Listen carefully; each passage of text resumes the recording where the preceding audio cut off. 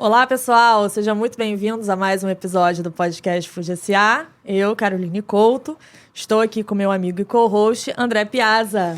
Fala, pessoal, tudo bem? Olha, hoje a gente trouxe aqui um franqueador. A gente já trouxe, óbvio, alguns franqueadores, né? Mas eu acho legal... A dinâmica, né? Esse vai ser diferente. Eu acho que a gente nunca trouxe... Trouxe já multifranqueadores, não já? Sim. Com várias marcas diferentes, né? Mas acho que tem a questão do timing, né? A gente já pegou uns com uma maturação já longa. Às vezes você olha a história de um cara que já está há 10 anos de estrada, 15 anos de estrada, e o papo é outro. Aqui a gente está no papo de quem a gente ainda vai poder acompanhar a parte da construção disso, né? Ele já tem, óbvio, 10 lojas, se eu não me engano, um pouco mais que 10 lojas, ele vai contar aqui pra gente. Algumas marcas, né? Algumas marcas, mas a gente vai conseguir flagrar esse momento de crescimento, esse momento embrionário de uma grande franqueadora, né? Então, com a gente... Ele também é podcaster, tá, gente? Então, a gente já tá meio ambientado aqui. Fala, Danilo, bom dia. Fala, pessoal. Um prazer estar aqui com vocês, cara. Eu já acompanho o programa de vocês e tô sempre conectando com vocês para estar aprendendo. Em vários momentos. E vocês receberam aqui meu grande mentor, Erlon Labute, que, cara, legal. É um cara surreal. Eu aprendi tudo de franchise com ele. Aí é um prazer estar aqui. Boa. Que ele acabou de vir, né? Exato, foi no último passado. episódio. No último episódio. Então, a gente falar um pouquinho desse momento do franchise na área food vai ser um prazer. Legal, gente. Vou só, voltar aqui. Danilo Bastos é um cara que empreende na área de food service, mas também tem outros empreendimentos, né, Danilo? Acho que você vai contar a tua história melhor do que a gente aqui. E ele também está muito nessa área do empreendedorismo jovem, né? Investe também na parte do marketing digital, com alguns lançamentos e tal. Ele vai falar um pouquinho aqui. Vai lá, o microfone é seu. Cara, eu sou empresário, né? Minha construção foi baseada no mercado offshore, no mercado de petróleo e gás. Eu sou engenheiro formado, pós-graduado em sistemas offshore. E você me pergunta, cara, não tem nada a ver com comida, nada a ver com franchise.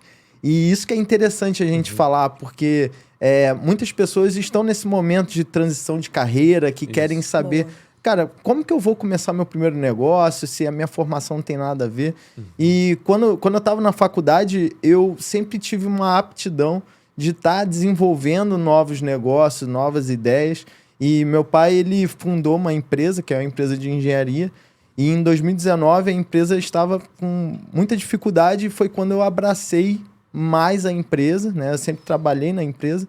Mas aí eu decidi ir para outros mercados, que aí foi quando eu estudei o mercado offshore, e aí a gente começou a abrir novos serviços, novas áreas da empresa, e isso me abriu um mundo. Hoje a empresa está bem estruturada, tem pessoas muito bem servidas lá, como diretor executivo, trabalhando outras áreas de atuação, mas durante esse processo eu vi que eu tinha uma aptidão para estar olhando novos mercados, novos negócios.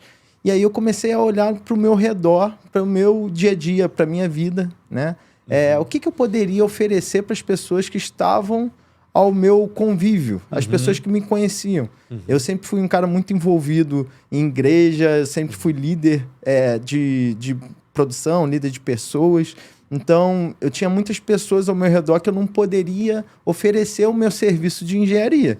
Como é que eu chego para você, a gente conversando, cara, eu faço um serviço de monitoramento de chaminé. Cara, você conhece... Até tem alguém explicar, que... até para explicar, é né? muito técnico. Então, assim, eu queria algo para vender, algo para te entregar e falar, cara...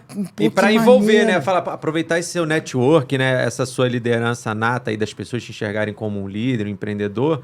Você poder realizar isso com as pessoas mais perto, né? Exatamente. Era essa vontade de querer gerar uma conexão também, porque, por exemplo, a gente está aqui, vou mandar uma pizza lá para você, ver o que você acha. Então, eu queria sentir isso. E aí eu comecei a pensar em muitas coisas. A pizza foi uma delas. Tá. Pensei em várias coisas.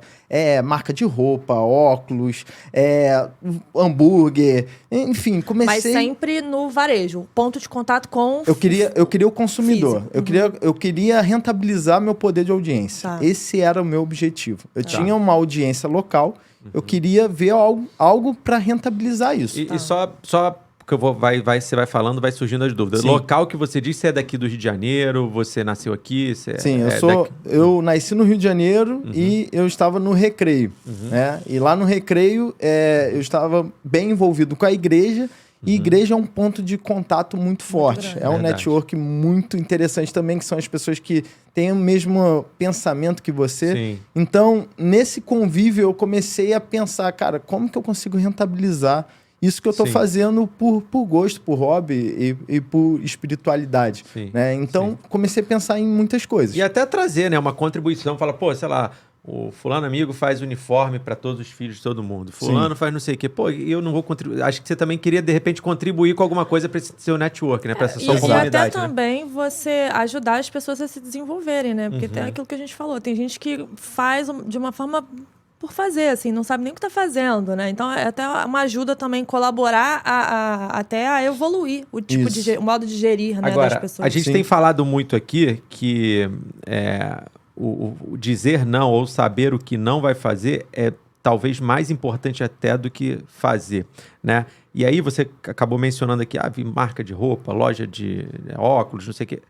Por que essas outras opções foram não? Né? Porque isso pode estar na cabeça de um franqueado agora. Sim. O cara que tem 200 mil, 300 mil para abrir, vou abrir um quiosque de óculos ou vou abrir uma pizzaria? Então, assim, quais foram os nãos ou o porquê desses nãos para esses outros mercados para você decidir abrir o que você abriu, de fato? Então, eu comecei a analisar muito franquia, né? De modo geral. Eu nunca comecei um negócio, né? Eu herdei um negócio. Então, é diferente. E é um negócio muito técnico. Então, eu não sabia muito bem como funcionava o varejo. Então, comecei a ver franquias, plano de negócio, comecei a analisar. E eu tentava me identificar se eu fazia o perfil do negócio ou não, né? E dentro das possibilidades, eu percebia que a área do food seria interessante. Só que para mim só é interessante, sendo que aconteceu algo. Eu estava estudando e fazendo levantamento de negócios e aí eu li uma matéria que falava que o delivery ia ter um crescimento de 30%. Isso antes de existir pandemia, antes de se saber o que seria um vírus que ia mudar toda Só pra gente fazer um parênteses aqui, a sua primeira empreitada no food foi em que ano? Eu comecei a idealizar o negócio em 2019. Legal. Tá. Então já isso antes em janeiro de 2019. E a tua operação mesmo começou a rodar depois disso? Começou a rodar final de 2019. Beleza. Lá em Só dezembro. Pra gente fazer essa... Que aí foi quando começou a pandemia. É interessante porque, assim, eu comecei a estudar o mercado, eu li esse artigo sobre o crescimento do delivery antes de existir pandemia. Não sabia o que era iFood. Não, o iFood era o iFood. Tava ganhando mercado. E assim, legal você falar que estava estudando, porque a gente que também vive um pouco do mundo do food, assim, é muito difícil a gente achar informação, né, sobre o mercado. A gente estava até falando no último episódio que as páginas são muito desatualizadas, não trazem muito, né, números, não trazem... Para quem quer empreender, é difícil. Então, você tem que fazer uma certa curadoria ali de informação, ou até networking, para entender mais, se associar, que não é fácil. Assim, você precisa ter uma marca para se associar a uma associação. Então, é importante, assim, a gente também deixar aqui aberto, né, para os canais de comunicação. A gente hoje já vê que tem veículos e páginas e tal que estão cuidando disso, mas deem mais foco, né? O objetivo do Food SA, inclusive, é dar luz também a mais informação para gerar esses insights. O podcast, cara, é uma ferramenta incrível. Porque quando eu comecei, não tinha podcast. Tava começando os podcasts grandes, né? Tipo, Flow, essa galera já tava começando. E nem era ainda também, ou né, podcast, assim. Não era tão informativo. Exato. Não era informativo. Era entrevista. Mais... entrevista e tal, tipo de noite. Era mais nesse estilo. E aí, eu comecei a pesquisar. Peguei essa notícia e falei, cara, isso é interessante. E aí, eu comecei a olhar benchmark mesmo, como que tava as redes de delivery e se estavam crescendo ou não. E aí, eu olhei ao meu redor e comecei a observar. Cara, tem uma galera crescendo pra caramba, expandindo, a galera franqueando. Falei, cara, tem alguma coisa aí. Enfim, Era uma das possibilidades. Não era a possibilidade incrível. E você querer ser franqueado, você estava olhando uma para investir, ter uma franquia, ou já pensando em abrir uma franqueadora? Tava olhando todas as possibilidades. Entendi. Porque eu, Danilo, eu não tinha know-how e não tinha tempo nem investimento para começar algo do zero. Entendi. Naquele momento eu não tinha. Eu não fazia o perfil de começar um negócio. Seria mais fácil você pegar um negócio que já estava embalado ali, Exatamente. ser um gestor e depois crescer. Seria muito mais fácil eu já adquirir um know-how. E Seria até melhor você ser franqueado de alguém, absorver e formatar. Nesse meu momento de vida, era isso que eu buscava. Tá. E aí eu, numa viagem a trabalho, eu estava em São José dos Campos, fazendo um serviço lá numa refinaria. E aí eu conheço uma galera lá, saí para um bar. E esse bar tinha vários pontos de food, né? Que é muito maneiro, é Vila Sanja, o nome do espaço. Eu conheci o dono, a gente já trocou ideia. E lá tinha hamburgueria, tinha pizzaria, tinha mexicano, tinha uma drinqueria. Sendo que a pizzaria tava um dia vendendo muito. E aí... Não, mas não entendi. Isso era uma praça de alimentação, é isso? Era uma um praça de um gourmet? cara. Era como se fosse um chimichurri lá em Búzios, só que o cara fazia vários balcões de várias cozinhas diferentes. Era um espaço... A Vila Sanja Aberto, é um espaço cheio de box. E aí entendi. cada Tipo box beco, ali, assim, Botafogo. tem uma marca. Tá bom, entendeu? entendi. Tudo mesmo dono ou não? Não.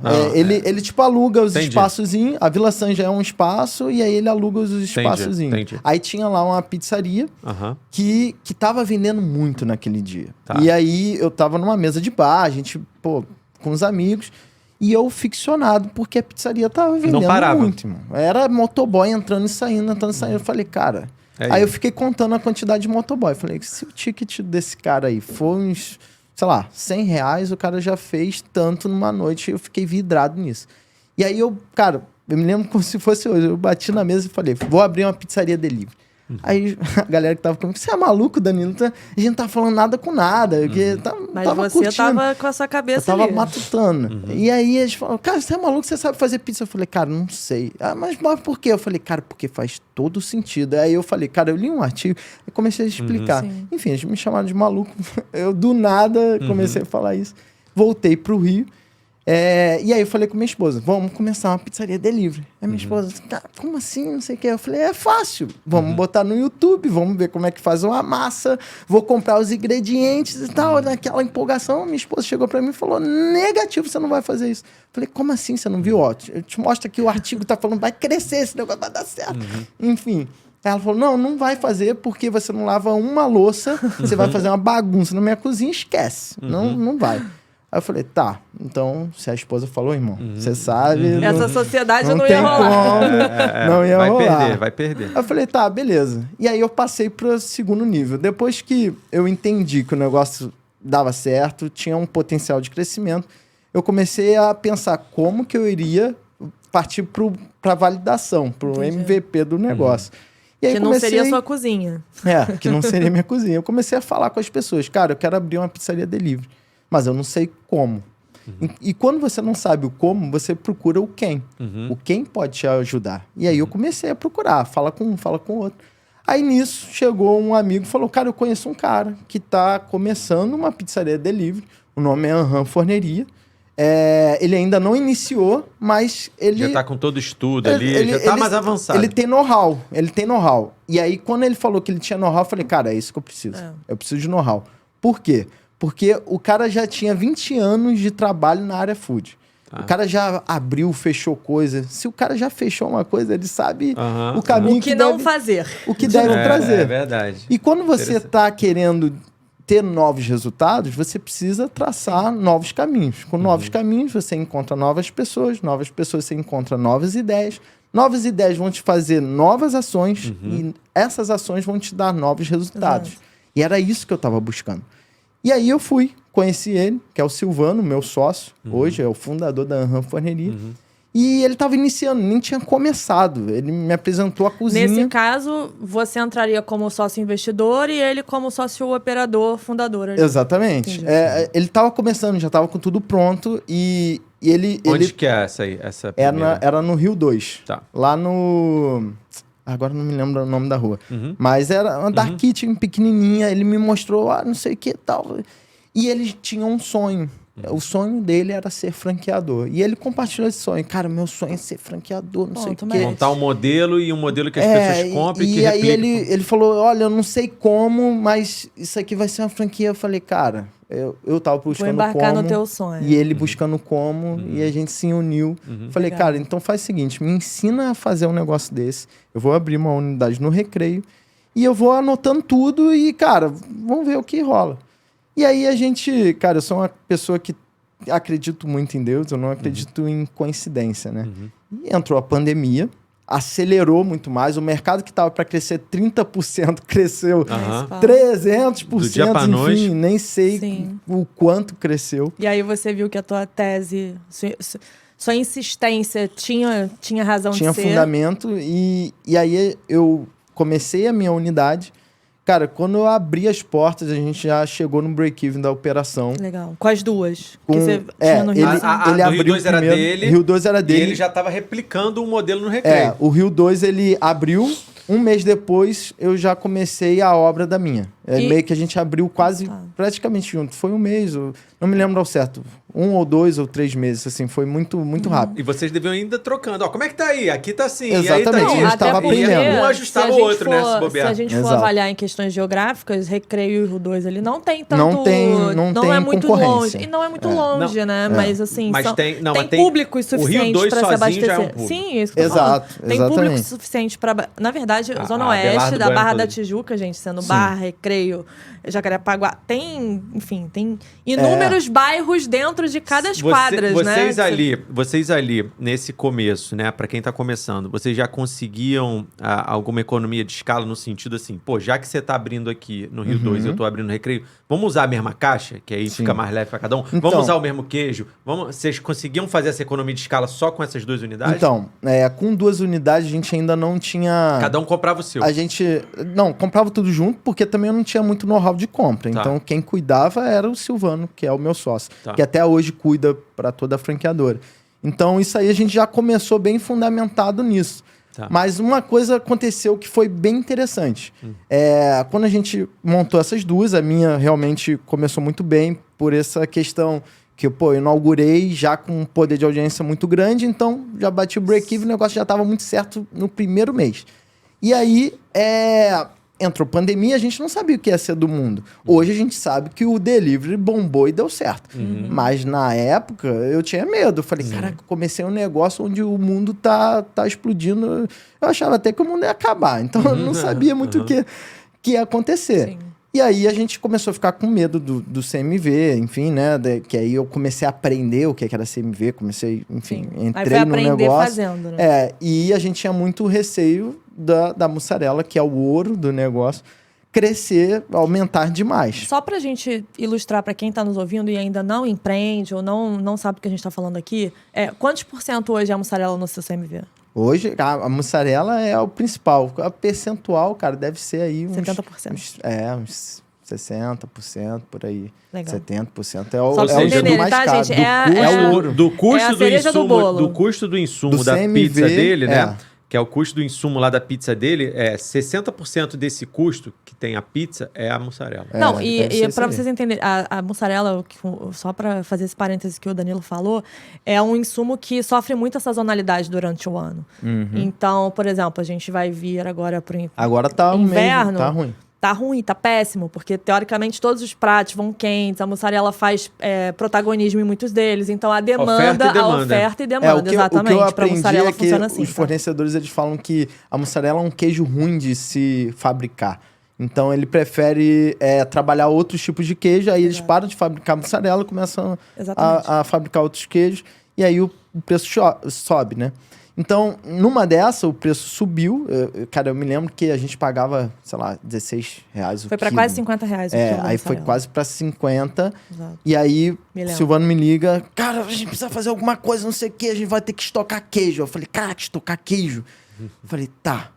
E quanto de queijo a gente precisa comprar? Ele falou, então, o fornecedor me falou que pra comprar o queijo a tanto pra gente manter o nosso CMV, a gente tem que comprar 1 tonelada. Eu falei, porra, 1 tonelada de queijo é Sendo que muita queijo coisa. tem shelf life de 90 dias, tá? gente? Aí eu falei assim, 3 meses. tá, beleza, a missão é comprar queijo? A missão é comprar queijo, beleza. Tá. vamos lá. Vou pedir um empréstimo para comprar tudo de queijo, deixar estocado. Sendo que aí eu tenho que comprar freezer. Eu falei, caraca, tem que comprar freezer para guardar. Aí eu, vou começar a falar com mais pessoas. Aí eu começo a conversar com as pessoas. Cara, eu preciso de um dinheiro para guardar de queijo, depois eu te devolvo, a gente dá um jeitinho, não sei o quê. E aí eu falei com uma pessoa que ele falou o seguinte, cara, comprar queijo eu não topo não. Mas se você me ensinar como eu monto uma unidade, acho que mais uma unidade comprando deve chegar aí a 1 tonelada de queijo e tal. Falei, faz sentido. E aí eu lembrei daquele sonho que ele tinha de ser um franqueador e tal. Eu falei, cara, então é isso. Então eu já vou formatar o negócio pra gente começar a expandir. Porque nessa altura você estava satisfeito em ter a sua loja ali. Já estava bom, você não estava nem pensando em expansão ali. Exatamente, eu estava pensando na minha unidade. Tava encontrei dando um certo. cara que me deu know-how. Era eu isso. também já dei uma crescida na marca dele, que era só ele sozinho, Exato. agora sou eu e ele. Ele tá feliz e eu tô feliz, porque eu queria ter um negócio e tenho um negócio aqui. Foi assim, ao longo de 6 meses em pandemia, né? Ainda mais quando ele foi muito acelerado. Foi. Então, assim, pô, a gente chegou, cara, com uma marca nova, batendo mais de 100 mil de venda, pô, era algo extraordinário. Eu pensei, na minha cabeça era muito assim, cara, abriu as portas, Cara, um negócio 100% que vende das muito. marcas que vieram aqui, o turnaround deles foram a pandemia. Elas são o que são hoje. Óbvio que a pandemia foi péssimo para o país, péssimo para o mundo como um todo. Mas para o mercado de delivery e food service de maneira geral... Acelerou muito. Assim... Colocou os caras onde eles estão hoje. Na pandemia, acontecia algo interessante. Tipo, você fazia uma tomada de decisão e parecia que multiplicava por anos. Em vez de ser por dias, eram anos o resultado, sabe? E também você tinha a oportunidade para aquelas pessoas que também estavam no momento de, pandemia, para muitas empresas foi um momento ruim, então teve demissão em massa e tal. Então a galera ficou também, que foi demitida, ficou buscando uma fonte de investimento e o franchising estava ali, né, o food principalmente, porque estava todo mundo comendo. Então foi uma oportunidade para acelerar muitas oportunidades para franqueados, né? E também, cara, vaga de trabalho, cara. Era incrível. A quantidade de motoboy que eu tinha era assustador. Eu chegava, a ter 12 motoboys e a galera felizona por estar trabalhando no meio da pandemia e aquele movimento. Então, assim, foi um momento bem bacana de se trabalhar. De transformação até, claro né? Que foi triste. Eu tive perdas também, enfim. Mas, cara, para trabalho foi um desafio e todo desafio tem vitórias. E mudou, né? Exatamente. Na verdade, e mudou um pouco a forma da gente consumir, né? E aí a gente começou a pensar na nossa expansão, né? E aí eu comecei a estudar mais sobre o franchise, comecei a modelar outros players do mercado. E antes de eu dar start, de eu iniciar, eu comecei a me conectar com as pessoas. Então, foi nesse momento que você falou com o Erlon também? Falei com o Erlon, conheci o Erlon através do curso Segredos de Franchise, e ele começou a me apresentar o que era franchise. Cheguei a entrar em contato com o Guilherme, do Grupo Rão. Ele me recebeu no escritório dele. Eu falei, cara, minha ideia é isso, tal. Ele não conseguia enxergar muito bem o que eu tava vendo, mas ele falou, cara, com força de vontade vai dar certo, e saí de lá com esse direcionamento. Ele me abriu os olhos para muita coisa, comecei a me conectar com pessoas que já estavam há mais de 10 anos no mercado, e falar, cara, como é que é? Porque, na minha visão, o franchise era algo para marca grande, para marca muito estruturado. E, na verdade, o franchise é um modelo de negócio organizado para escalar. Então, quando eu comecei a estudar sobre o franchise, eu comecei a perceber que se a gente tivesse o nosso negócio que já tinha uma marca que estava em consolidação, a gente já tinha um negócio lucrativo e já tinha um know-how que era do meu sócio, né, que ele já sabia como fazer, era só organizar num manual, organizar dentro do nosso modelo operacional e começar a apresentar para as pessoas que estavam interessadas. E aí foi quando eu percebi que o meu network, as pessoas que tinham um relacionamento comigo poderiam ser os meus primeiros franqueados. E aí que entra realmente hoje uma metodologia de crescimento do franchise que é você crescer em espiral. Então, E também se apoiar muito no Families and Friends, né? Exato. Que é isso, amigos e família, como os são seus as primeiras primeiros... pessoas que confiam em você, né? Que você não tem que convencer o cara que você, sei lá, porque ele também tá vendo, né? E é caráter, muito natural também. Porque assim, cara, eu tava tendo resultado. Então as pessoas olhavam e queriam ter aquilo também. As pessoas queriam ter o meu resultado e eu queria que elas tivessem o meu resultado também. E na minha cabeça... O Guilherme Durrão também falou muito isso, né? Na minha cabeça, tipo, eu conhecia muitos jovens... Pô, eu sou novo. Hoje eu tenho 29 anos. Na época eu tava com 26. E eu tinha amigos que tinham 26 anos, tinham um carro do ano, mas, mano, tava procurando emprego no meio de uma pandemia. Sim. Falei assim, irmão... Esquece, filho. Pô. Deixa eu te mostrar um negócio aqui. Deixa eu te mostrar um negócio aqui. Vende teu carro, abre aqui. Cara, o investimento de Dark Kitchen era muito baixo. Hoje em dia tá um pouco mais caro. Mas no início tava muito baixo, muito acessível. Foi o custo da oportunidade para todo mundo. E assim, cara, faturando alto, né? O delivery na época, você abria, botava no iFood, não tinha muitas dificuldades, não tinha muita concorrência também. A concorrência era bem menor. Por mais que, a gente tá falando de, sei lá, 2 anos atrás, 3 anos atrás. Foi ontem, mas realmente era diferente. Sim. Então, eu comecei a organizar isso, organizamos toda a DRE do negócio, que aí acabou que eu percebi também que o mercado ele não tinha esse conhecimento de DRE, de gestão. Como eu vim de outro mercado, de outro nível de negócio, para mim isso era muito natural. Era básico. Era básico. Sendo que quando eu comecei a conversar, eu percebi que os empreendedores do food, nem todos tinham esse conhecimento de gestão de negócio, de modelo de negócio. Tinham mais o conhecimento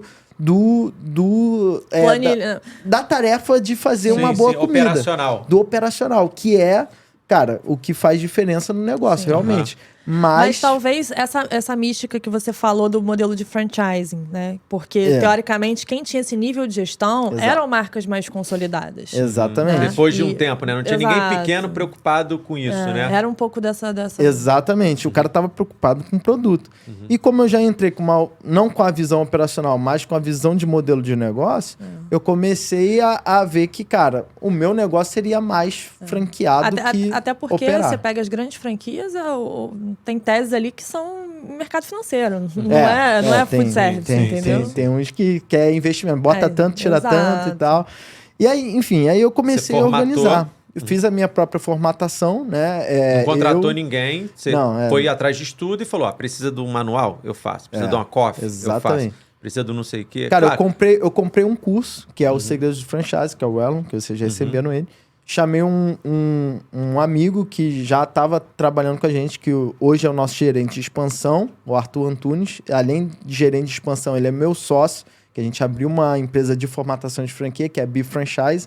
Legal. E cheguei para ele e falei, cara, eu tava viajando muito, trabalhando muito, e não tinha tanto tempo para fazer o operacional. Eu falei, cara, vamos comprar esse curso aqui, a gente divide esse curso, eu vou devorar esse curso e a gente começa a pôr em prática na Anham e vamos fazer esse negócio dar certo. E aí foi, cara, noites a fim, eu trabalhando na empresa, ainda modelando um negócio com os desafios do operacional, que aí o Silvano consumindo ali também. Conseguiu me dar suporte. Mas o que foi, né? Ele foi realmente, realmente teve uma cabeça muito estratégica, assim. Você foi se apoiando, né? Trazendo pessoas com habilidades complementares às suas, né? E experiências também. Exatamente. Então, tem esse valor, né? Na hora de você trazer os seus sócios também. Sim. Foi interessante esse movimento. Porque, você poderia fazer sozinho.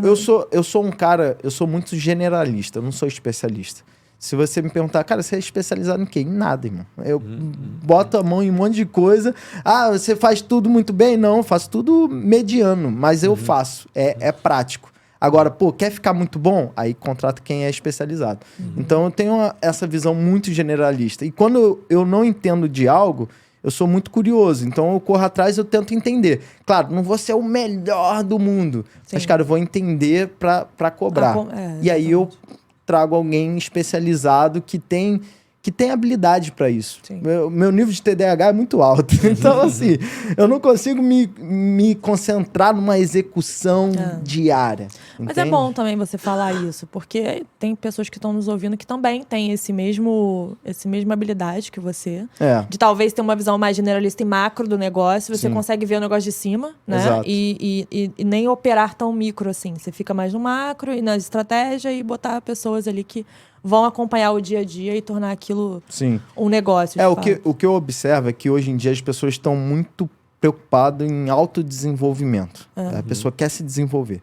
Mas só pode ter autodesenvolvimento depois que você ter autoconhecimento. Sim. Porque se você busca o autoconhecimento, você identifica aonde você pode botar energia e essa energia vai ter mais resultado. Sim. Então, antes de você buscar o desenvolvimento, você tem que ter o autoconhecimento para depois ter o autodesenvolvimento. Então, eu já tinha esse nível de autoconhecimento e identifiquei, cara, quais eram as minhas habilidades que eram boas.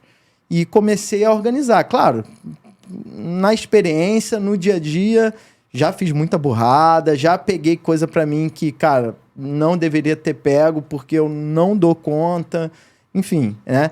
E aí a gente começou a organizar. E aí a gente fez as primeiras apresentações. De 2... Não, de 3, né? Não, essa... já tava com essa terceira. Antes foram de abrir. 2.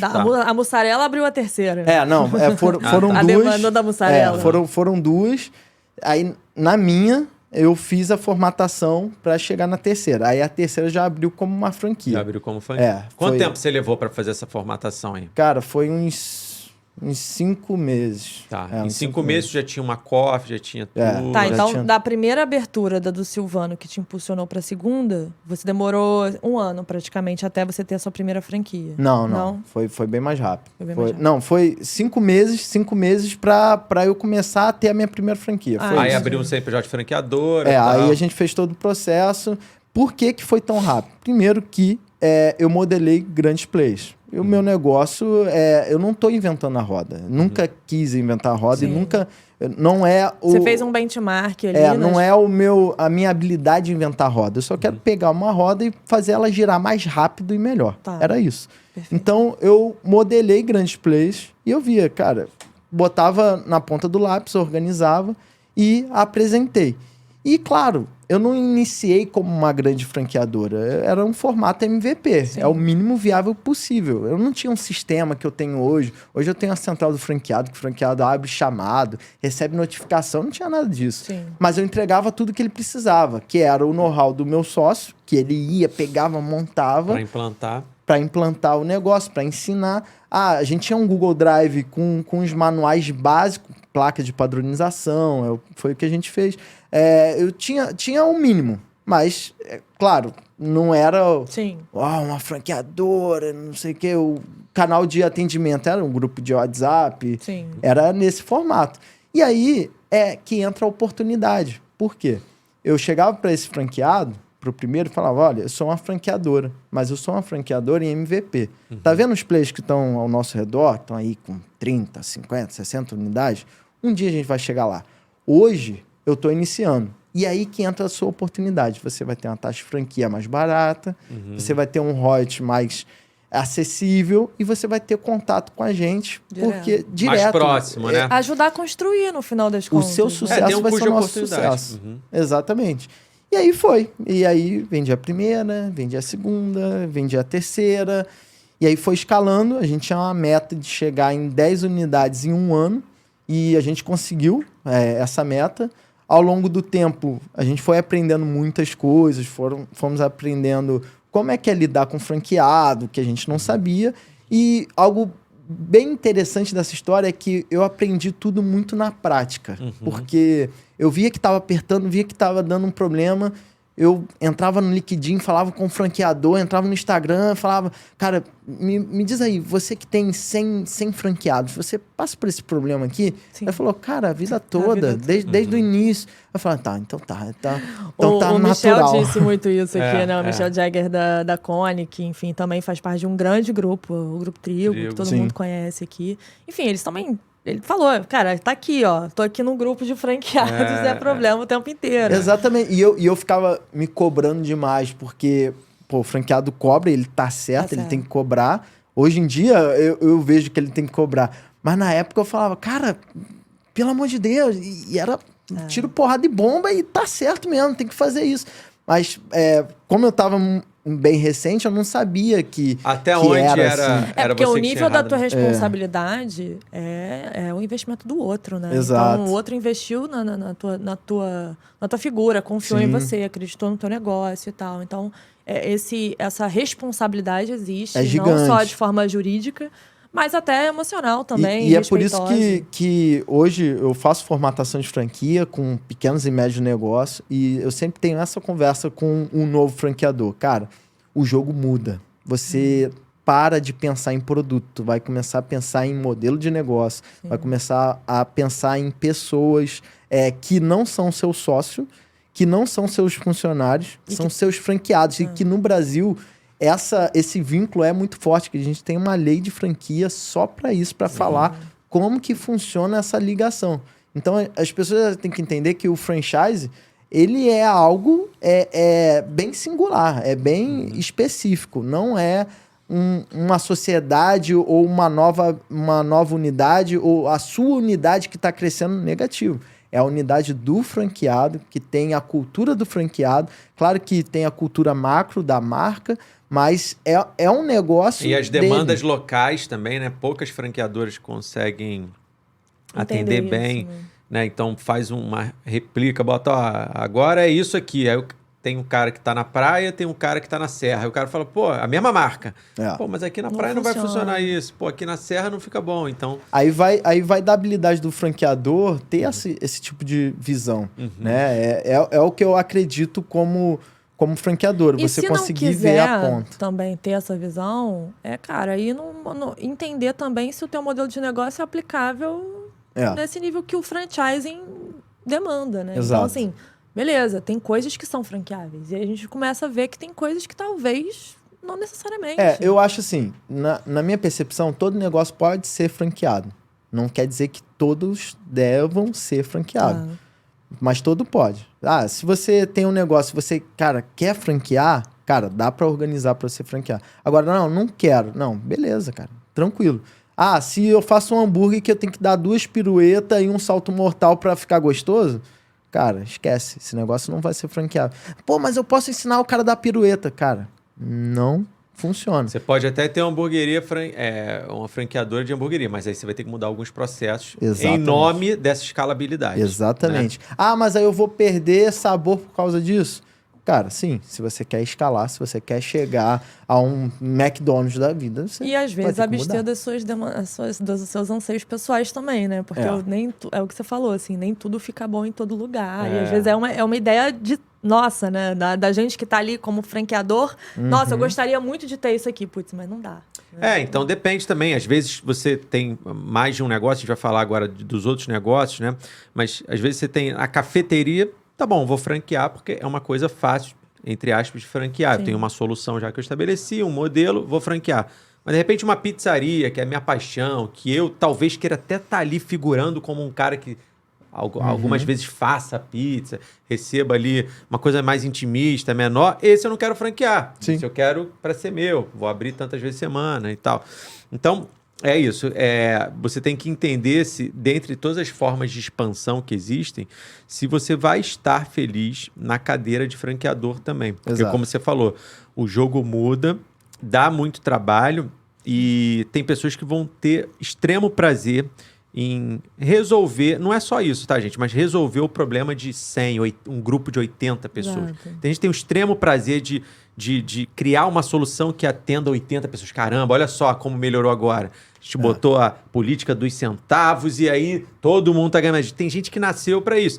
Tem gente que tem horror a isso, que não, caramba, não vou pegar meu celular porque se eu pegar tem... Dá gatilho. Tem um monte de gente falando comigo e eu não quero falar com esse tanto de gente. Esse cara não pode ser um franqueador. Ou ele até pode ter uma baita ideia, tá num papel financeiro, administrativo, e falar, tem um CEO da franqueadora aqui, ou um cara de operações que cuida disso. Eu acho que pra você franquear o seu negócio, você tem que pensar em crescimento, cara. Porque franchise é isso. É você pensar o tempo todo em como a gente pode crescer. E quando você pensa em como você pode crescer, você precisa investir na base. Então, você tem que entrar num jogo de crescimento, não é um jogo para ganhar dinheiro, que é o que eu falei. Cara, você quer crescer? Investe na base.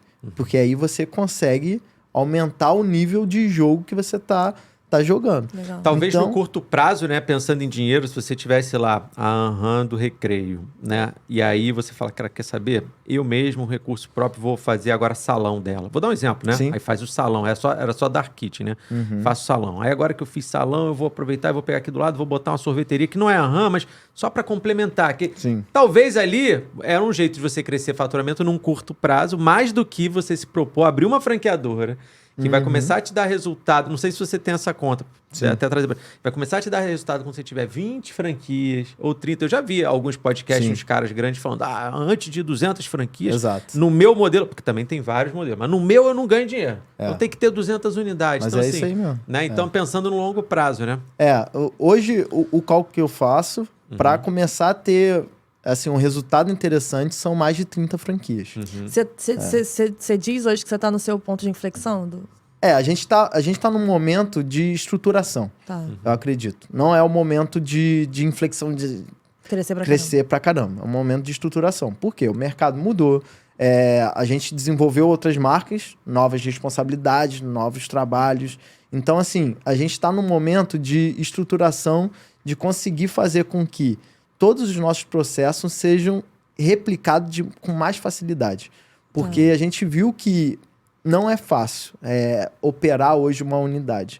Então, aí a gente começou a fazer uma análise de perfil de franqueado. Hoje a gente seleciona muito a pessoa que quer começar esse negócio. A pessoa tem que ter um tempo dedicado, ela tem que ter um perfil interessante para o negócio. Quando você está começando, você não pensa muito nesses detalhes. Sim. Então, assim, cara, quem quer se aventurar, vamos com a gente. Mas aí, só voltando, assim, pra gente voltar na timeline aqui. Você chegou às 10 unidades dentro da Sim. Anham. E como que surgiu, então, esse desenvolvimento das outras marcas a partir disso? Né? Sim. Então, O CMV continuou aumentando e continua aumentando sempre. A nossa pizza, ela sempre foi uma pizza premium. Então, sempre foi um ticket médio considerável alto. Quando eu comecei, meu ticket médio era R$70. 6 meses depois foi para 85. por inflação. 6 meses, 6 meses depois foi para R$100. E aí a gente chegou no momento que o meu ticket médio estava R$110. Com o mesmo produto. Com o Você mesmo só foi produto. corrigindo, Ajustando, corrigindo. mesma gramatura, mesma quantidade de insumos e, cara, o CMV vai aumentando, a gente precisa aumentar o preço. E aí, cara, eu comecei a observar que, cara, um ticket médio de R$110 numa pizza delivery é difícil você aumentar volume de venda e tal. É bom. Eu tinha o mesmo faturamento, tava tudo ok, sendo que por ter o Mas, mesmo na verdade, faturamento... você não cresceu venda, você Exatamente, inflacionou. exatamente. Eu inflacionei e a quantidade de venda diminuiu. Foi aí que a gente pensou, cara, a gente precisa trabalhar o ticket médio do mercado. Que o ticket médio do mercado hoje pelo iFood até, eu acho que, não sei onde que eu li essa informação, é R$70. Esse é o ticket médio do mercado. De delivery, de pizzaria? De delivery. Do Não, mercado. de maneira geral. Da área food. O Tá. delivery, o ticket médio da área food hoje do delivery é R$70. Se você tem um negócio e teu ticket médio é 70, cara, dentro do iFood você tem mais chance de crescer. Claro que você tem... gente, se você vende brigadeirinho aí de R$8, não entra nisso. Não, é diferente. Mas quais são Não, os e até também é o ticket médio. Não, os né? principais ticket players médio, né? hoje de iFood, a gente tá falando de hambúrguer, de pizza, de sushi, açaí também tá entre os top 5 geralmente. Sim. Né? Então é isso que a gente tá falando, né? Comida brasileira cresceu muito também. Comida né? brasileira também. Né? A alimentação, assim, é o ticket... Cara, óbvio, é o ideal? Nem é o ideal 70, mas é o que o mercado tá pagando, entendeu? E é aquilo, eu sou um cara que fico estudando muito. Então, quando eu tive acesso a essa informação, eu falei, cara, a gente precisa fazer alguma coisa. Sim. Porque a gente tá muito acima, A né? gente tá muito acima. Reduzir a qualidade do meu produto, eu não ia fazer isso. Porque, eu acredito numa pizza premium. A nossa pizza ela é maravilhosa, bem recheada. Eu não queria mexer nisso. E aí eu falei, cara, que tal a gente começar uma marca para trabalhar um ticket diferente? E aí foi quando a gente começou a desenvolver a Anhan Esfirra. Para a mesma operação. Pra então, mesma onde operação. eu operava pizza, você ia abrir um canal de esfirra. Exatamente, porque o forno é o mesmo, os insumos seriam o mesmo, só a massa, a gente desenvolveu uma nova massa, a massa é diferente. A linha de montagem Parecida. é parecida, então, assim, daria para eu utilizar o mesmo funcionário. mão de obra. Na época eu fiz isso. Hoje em você- dia a gente tem um funcionário só Entendi. para esfirra, entendeu? Você cruza ali, sei lá, 85%. É da cozinha. diferença, é né? bem e dá, próximo. E dá mais um...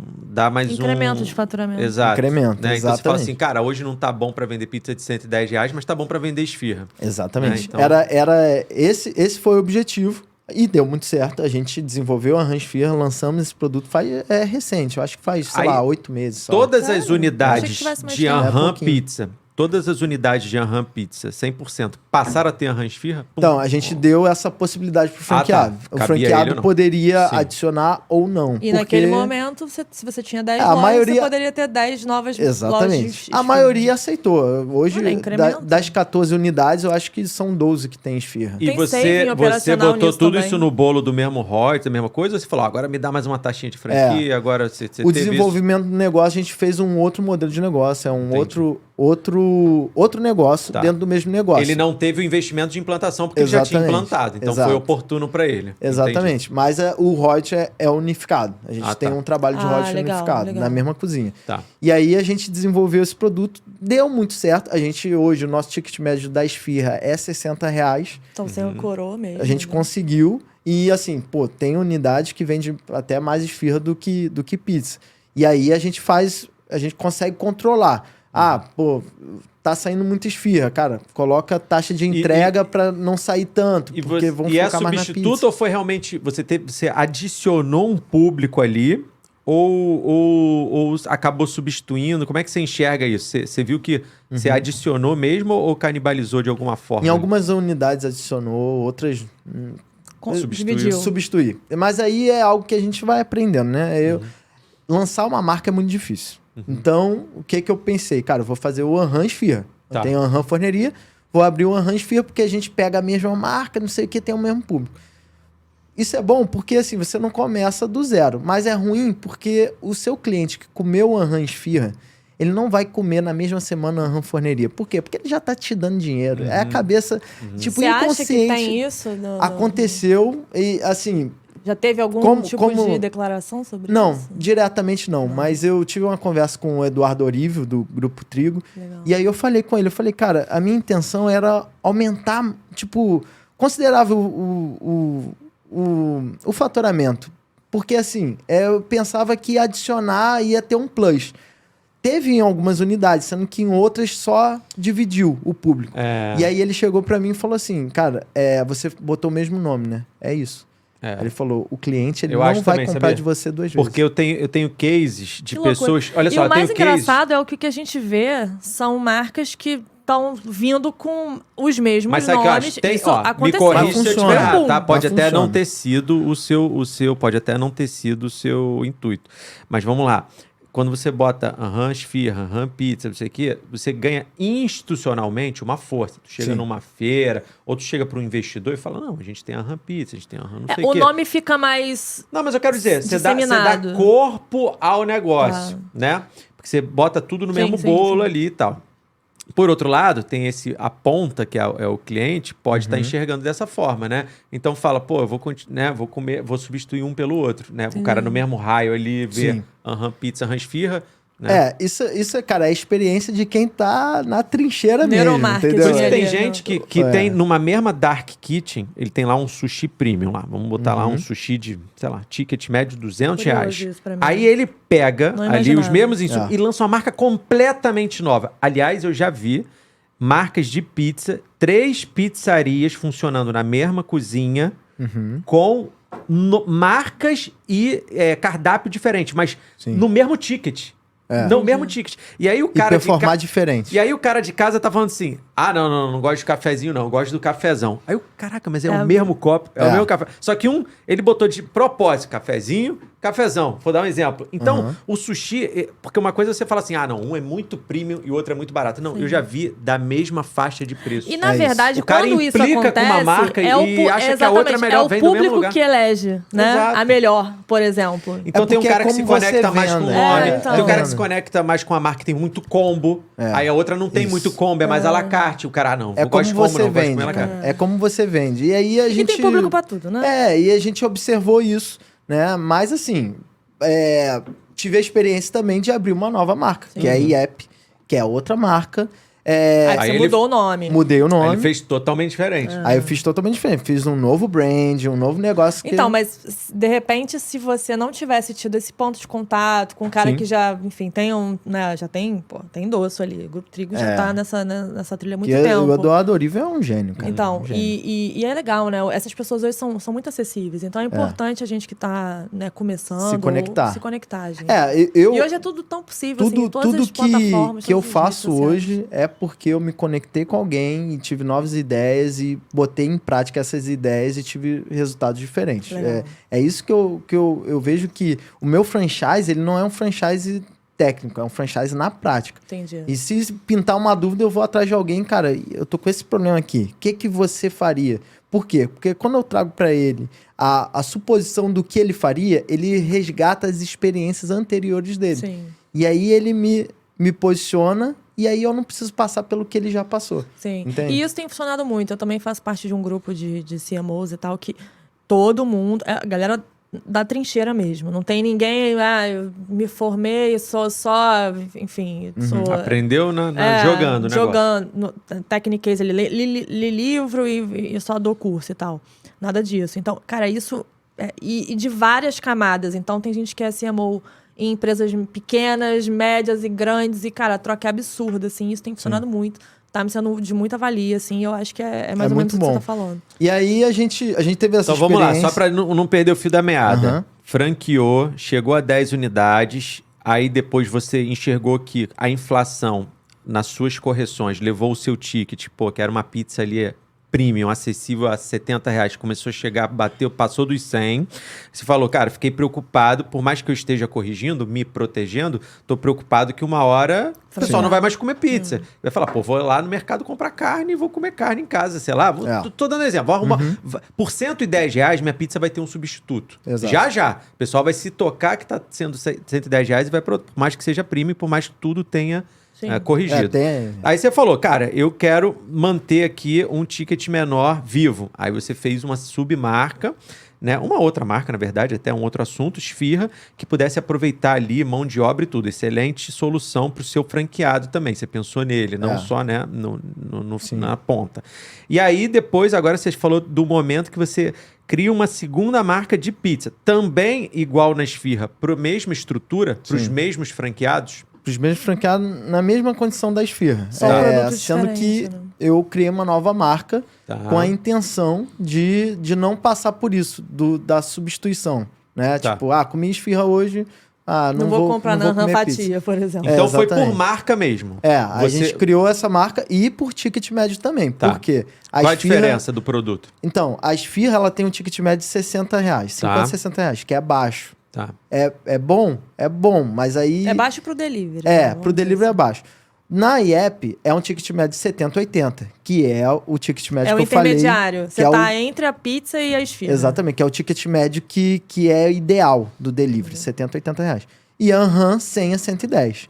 E aí eu lancei essa marca, sendo que é aquilo, construção de marca demora. Então faz muito pouco tempo, a marca ainda tá aquecendo. Tá embrionária. Quantas pessoas... É como se fosse na incubadora. Você falou que dos seus 14, desculpa, 14 ou 13? 14. Dos seus 14, 12 trabalham com Esfirra. Então 12 tem 2 negócios em um. A IEP tá em quanto desses 14? A IEP eu acho que tá em umas 6 ainda. Em 6? Tá adicionando, estão nesse processo de adicionar. Você tá com 30 unidades hoje de marcas diferentes. Você falou que não queria mexer na pizza premium lá em cima, manteve desde o começo lá a sua primeira e tudo mais. O que a IEP tem de diferente produto para chegar num ticket de R$80 ao invés de 110? Gramatura. A gente diminuiu consideravelmente a gramatura. Algo que a gente não tira da Anhan. A Anhan, ela é uma pizza recheada. Na IEP eu já coloquei menos gramatura, menos catupiry. Isso é muito interessante, porque... Vou dar um caso aqui. Em hamburgueria, por exemplo, a gente vê muito, né? A galera entra com uma carne, por exemplo, de 120 gramas. Cara, se o cara mudar para 110, já faz toda a diferença. Muda tudo. Mas e para percepção do cliente... Mas olha só, mínima. deixa eu só fazer um alerta aqui para não ficar um aprendizado errado. O Danilo falou que ele nunca quis mexer na despensa. Aliás, é o último lugar que você deve mexer quando você vai, né? Você tá passando por um momento difícil, nos seus insumos, na sua qualidade, tudo mais. Que aí é água abaixo mesmo. Então, né? Esse negócio, o cara da Momo falou aqui da gelateria, um cara muito criterioso, né? O Walter falou, esse não vai perceber, ninguém vai perceber. É a pior coisa que você pode pensar num negócio de comida. Muda de ramo. Mas vamos lá. Ele falou que não queria mexer na Anhan. Ele não queria mexer no tipo de produto que a Anhan oferece. Mas não tem nenhum problema você criar uma nova marca que já nasça com outro tipo de proposta. Por exemplo, quando ele fala que ele mexeu na gramatura da pizza da IEP, não é que ele está oferecendo menos. É que a pizza da IEP tem um estilo de pizza diferente. Então, hoje você tem pizza, tipo, sei lá, no mercado famoso, Zona Sul, que é aquela pizza biscoitinho, fininha. Aquela pizza tem um estilo de pizza diferente. Assim como no hambúrguer você tem o Smash Burger, que é 50 gramas de carne. Você tem um hambúrguer artesanal de 180. O estilo da pizza, ela é diferente. Os combos são diferentes. É um combo que leva refrigerante. Nos Estados Unidos, a gente vê muito essas pizzas mais urbanas, né? Digamos assim. Essa pizza, assim, estilo. Que o cara vai saciar até a comunicação fome é dele diferente. Ali. Exato. A comunicação da IEP, ela é muito jovem, é para um dia de tipo jogo de futebol, chama a galera, uma pizza mais levinha e tudo mais. É diferente a pegada. A Anhan não, a Anhan, é para você comer com azeite, bota numa mesa de família, enfim. Então só para ficar claro que ele não tá ele não quis buscar um produto inferior. É um produto diferente. Né? Então, a pizza você tem do A ao Z. Você tem pizza romana, napolitana, tipo americana. Você tem hambúrguer, você tem o smash. Ultra smash, que é menor que o hambúrguer. Tem o smash, tem o hamburgão, tem não sei. Então, são pizzas para ocasiões diferentes, para públicos completamente diferentes. Tem gente que chega a não comer determinado tipo de pizza e que só come outro tipo de pizza. Tá? Mas baseado nisso que você estava falando, você também tem uma operação de sushi, né? Sim. O sushi foi um processo de M&A, né? Digamos assim, que já tinha um sushi muito bom lá no Recreio e eu já era fã dessa marca. E o sócio, o fundador, era muito amigo meu. Eu falei, cara, faz sentido para você a gente organizar seu negócio, a gente definir uns processos e começar a franquear dentro da nossa marca. E aí a gente foi conversando e fez sentido. E aí a gente começou a formatação da loja piloto. Né? O sushi tem, cara, totalmente diferente, é um know-how totalmente específico. Demorou um pouco mais para a gente formatar, levou aí em torno de 1 ano para a gente validar o negócio. Insumos diferentes. Foi mais diferente da pizza, porque a pizza, o meu sócio também já tinha muito know-how. Ele já teve pizzaria, enfim. No sushi, não. A gente não tinha tanto know-how, a gente estava adquirindo. Então, levou em torno de 1 ano pra gente acabar Teve uma baita inflação. Mudou muita coisa. Enfim, o CMV é calculado totalmente diferente. O treinamento é diferente, a forma que corta, muita perda. A gente aprendeu um novo universo do food, né? E aí, a gente já fechamos... É o oposto, né, da pizza. O que tem de eficiência na pizza, no sushi, nem tanto. É outro papo mesmo. E aí, cara, a gente fechou essa formatação, já vendemos a primeira unidade. Vai inaugurar semana que vem. Só delivery também. Só delivery, é Dark Kitchen. Inaugura semana que vem na Barra. A gente fundou no Recreio, né? Que foi a loja piloto. A gente abre agora na Barra. E tem pessoas aí querendo abrir em outros lugares do Rio. Legal. E aí a gente está selecionando. O seu na Anhan hoje... Então, gente, vamos recapitular. Qual é a marca do Danilo? Anhan. Aí ele tem a Anhan Forneria, que é aquela pizza principal, 14 unidades. Depois ele tem a Anhan Esfirra, presente em 12 unidades dentro das 14, né? E tem a IEP, que é uma outra pizza, também podendo trabalhar dentro dessas 14, hoje já Sim. tem 6 implantadas, então dependendo do endereço que você tiver, você enxerga a oferta da IEP, né? E aí você tem o sushi vindo aí, tá a Anhan também, né? Anhan Anhan Sushi, que vai começar agora a abrir... Mas que o Anhan Sushi é outra operação, é outro negócio. esse não cozinha... opera dentro da pizzaria. Não, Você não hoje tem já como, abre, sei lá, se eu quiser abrir a 15ª Anhan, você hoje, como é que é a sua oferta comercial? Você já me oferta a Anhan sendo Anhan Forneria, IEP Cloud e Esfirra? Kitchens, né? Você já me oferta assim? Ou é módulo? Olha, se você quiser isso, é tanto. São como módulos, é que é? são módulos, né? Cada marca ela tem uma implantação diferente, porque também é um treinamento diferente, é uma padronização diferente. Tá. Então a pessoa pode abrir só Anhan Forneria, ou vai abrir só IEP ou só Esfirra. Tá. Ela pode fazer isso. Mas a gente indica a pessoa abrir as 3 numa operação só.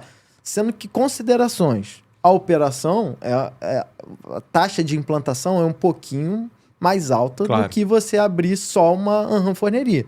Porque você vai ter que ter aí pelo menos 2 fornos. Então, outros turnos de trabalho. outros funcionários. Tamanho de imóvel. Exatamente. Muda algumas coisinhas. Então, hoje a gente apresenta separadamente, mas a gente apresenta um modelo de negócio 3 em 1, que aí é específico, que gira em torno de um investimento de 250 mil para começar o negócio. Com 250... Não, com 250 eles levam as 3 marcas? As 3. Tá. As 3. Então, aí fica com bem investimento eficiente. total. Tem mais ou menos uma ideia de como que fica esse faturamento médio? O faturamento médio 100 mil. 100 mil de faturamento. Com as 3 marcas. Com as 3 marcas. Claro que podendo escalar Depende muito mais. Tipo, a gente tem unidade que vende muito mais, enfim. Depende do ponto, né? Só uma curiosidade, assim, porque eu vejo muito a galera abrindo muitas lojas na capital, Rio de Janeiro, e logo na sequência, São Paulo. Por que não o interior do Rio? Eu acho muito valioso o interior do Rio. Eu acredito muito. Mas a gente está expandindo para São Paulo porque é uma pessoa que já tem muito know-how e conhecimento da área. Né? Então, a gente teve esse contato, que é o Michael da Just Burger. Ele já é um fenômeno do food service lá em São Paulo, delivery gigantesco. E ele se apaixonou pela nossa marca, se apaixonou pelo nosso modelo de negócio. Ele falou, cara, eu quero começar a primeira Anhan em São Paulo. E aí ele hoje está entrando como um franqueado master. Ele vai poder explorar lá e abrir, ter opção lá de abrir São novas. Paulo. Ele tem muito know-how, tem muito conhecimento. E a gente está nesse processo de abertura que deve aí abrir daqui a 1 mês, 2 meses. E ele lá abre Anhan, Forneria, Esfirra e... Ele pretende abrir todas as marcas, mas aí a gente está fazendo um cronograma de implantação, aí deve abrir primeiro a Forneria, depois a Esfirra, depois a IEP, depois o sushi. E assim, hoje a gente tem muitos hubs de infraestrutura para cozinhas Cloud Kitchens, Dark Kitchens e tal. Tem uma oferta de coisas prontas. Hoje vocês têm algum tipo de parceria com essas cozinhas? Até porque, assim, por exemplo, eu quero virar uma franqueadora, mas eu não tenho, cara, eu não quero olhar para ponta, eu não quero procurar. Vocês têm também esse tipo de oferta para franqueados que, cara, não conhecem o business? A gente fez um teste com a Central Kitchen, né? A gente tem pontos bons e tem pontos ruins. Essa nossa experiência não deu certo, mas a gente oferece sim isso para o franqueado, que é uma facilidade realmente. Mas tem dificuldade, tem desafios. Então, assim, a gente tem um modelo de negócio que é baseado nessas cozinhas que realmente o investimento ele fica muito menor. Para entrar, acho que o custo mensal é maior. Né? Mas o custo... Exatamente. Você tem que ter um capital de giro interessante para você conseguir montar um negócio. Então, quando a gente fez uma experiência em Niterói, por não ter tanto capital de giro, a gente não conseguiu manter. E o marketing, né? Porque o marketing tem que falar forte, né? Você não tem uma... Né? Aí é a experiência que a gente vai adquirindo. Hoje em dia, uma pessoa, para abrir uma unidade, eu vejo se a pessoa tem um certo poder de influência local. Certo. Se a pessoa não tem um poder de influência local, não é que eu descarto, mas eu começo a ver outras habilidades que essa pessoa tem. Será que ela pode desenvolver? Será que ela quer desenvolver? Mas é importante a pessoa... ela pensar no local de atuação dela, no raio de entrega dela, de que ela vai ter que ser vendedora do produto dela. Falar com a comunidade, de forma geral. Exatamente. Ali, né? Então, assim, a franqueadora, ela entrega o marketing, ela entrega o posicionamento de marca, Mas a venda de produto, cara, o franqueado ele tem que estar ativo nisso. Ele precisa estar e você cuidando disso. bota lá na DRE dele lá algum investimento obrigatório assim, sugerido, né? Que ele tenha que fazer. Vou chutar aqui, abrir uma unidade lá, gastei 250 mil, abri lá no Leblon, lá um hub lá das 3 marcas. André, tá previsto aqui que você tem que gastar, cara, 2 mil em rede social. Não tem como fazer menos que isso. Tem isso? A gente não coloca em contrato, mas a gente indica até 3% do faturamento em investimento de marketing local. Então, se a gente está falando lá de 100 mil, a gente está falando de gastar até 3 mil. Até 3 mil, no mínimo. No mínimo. Para a sua loja. Vem sua comprar loja. no Leblon, Exato. né? Aí a pessoa pode testar, faz porque tem gente que fica esperando a franqueadora. franqueadora. De novo, ele falou, a franqueadora fez lá, pegou o design, fez as caixas, está renovando. Na Copa do Mundo vai trazer uma caixa diferente, vai fazer sei lá o quê. Vai fazer o trabalho dela. Mas isso não vai fazer o teu vizinho de cima aqui do Leblon bater lá e falar, quero a sua pizza. Você vai ter que fazer o seu local, o famoso marketing local. Política da boa vizinhança. Né? E também a gente não vende no primeiro contato com o cliente, a gente vende no remarketing. Então, talvez talvez não, a franqueadora, ela faz o primeiro contato, tipo... Traz o cara. Cara, Chegamos, ele vai ver em algum lugar, vai ver sei lá, um outdoor que a gente faz campanhas offline, ou ele vai conhecer em outra região. Agora, a venda do aquele franqueado... Aquele lembrete todo dia. É no remarketing. O cara tem que ficar, cara, ó, eu tô aqui com pizza quentinha, ó, o cheirinho da pizza, ó, vem comprar... Conseguiu vender uma vez? Retém esse cliente, trabalha esse cliente. E aí, gostou da pizza? Como é? Eu vejo lá... Aí tem os programas de fidelidade que as marcas fazem, que aí também eu acho que é interessante. Que a gente tem bons softwares. Mas eu vejo lá na cafeteria que eu boto lá no raio de 2 km, porque não adianta eu botar mais do que isso, porque minha cafeteria é pra lá, né? De novo, em 1 km o cara tem 25 cafés pra tomar. Mas eu quero dizer o seguinte, os caras entram, as pessoas entram e falam, caramba, esse bolo não para de aparecer pra mim, aí eu vim aqui comer. Entendeu? Ou seja, mas o cara viu 8 vezes. Tem estudo que fala que é isso. Sim. O cara é impactado. Pra você... Até ele falar... Porque às vezes aparece aqui, a gente tá conversando, aparece, putz, quero comer esse sushi aqui, depois eu vou lá. Você não compra na hora. Aí tinha uma coisa pra falar. Até que na 8ª vez que aparecer, cara, hoje eu vou pedir esse negócio. É isso. Hoje, entendeu? E aí olha pra você também. De capturar esse cliente. E aí é o que ele falou, é você trabalhar o retorno disso para que ele volte na semana que vem, que de novo ele seja impactado para mesma emoção e vou de novo comer. E tem um detalhe, até que ele vire um early adopter. A Dark Kitchen, diferente de uma loja física, né, que também tem a entrega, na loja física às vezes você quebra objeções na loja, na experiência, e o cara conhece o Danilo, fala, pô, fui lá, comi uma pizza, pô, o Danilo tava lá, o dono, cara, vou pedir sempre. Você quebra objeções, mas é boa mesmo, leva isso, é muito recheado. O cara vai e compra, pronto, confia, sente o cheiro, vê alguém comendo na mesa, então o cara decide e depois ele vira cliente do delivery. Quando é só Dark Kitchen, cara, pro cara confiar, e não é que você tá dando de graça, o cara olha, pô, essa aqui eu já conheço, essa aqui eu já conheço, essa aqui eu não conheço. Pro cara tomar a decisão de apertar o botão da sua loja, né? Tem que ter algum gatilho funcionou para que isso aconteça. Exato. E é interessante porque, assim, eu não tenho muito know-how do presencial. Só tenho a experiência como cliente. Quando você senta numa mesa, você já está predisposto a consumir, a gastar. Sim. E aí vai da técnica do garçom, do ambiente, da experiência de aumentar o teu ticket de venda, que eu acho genial e tenho vontade de ter um negócio presencial para viver essa experiência. Né, saciar suas expectativas Exatamente. também. Não, e qualquer coisa você corrige ali. Você corrige, uma pizza, cara, vou te dar uma sobremesa aqui. Ou você oferece, ó, pô, tem, sei lá, tem um drink aqui, eu quero esse drink. Bom, a gente tem exemplos para citar, né? O Outback fez isso e por muitos anos foi, cara, estudos de case para várias marcas que vieram aí. Então, assim, o presencial tem isso. Hospitalidade, né? No delivery não tem dó, né? Agora, como que você trabalha isso no delivery? Com técnica de cardápio, técnica de combinações para ajustar ticket. Se você tem combos que tem o ticket médio acima de R$200, cara, esquece. Isso não performa. Então, você tem que trabalhar combos de ticket que faz sentido com a sua venda. Gatilhos de oferta, de simples clique. Então, é outro estudo, é outro negócio. E aí, você consegue trazer performance na sua unidade. Mas aí a gente falando individualmente, você fala ali pro cara gastar ali 3% de marketing local. Para a loja dele, né? Que eu acho que funciona muito bem. E aí, aliás, é fundamental, né? Porque a gente falou que o cara tem que ficar sendo lembrado e tudo mais. E aí depois, para onde você quer...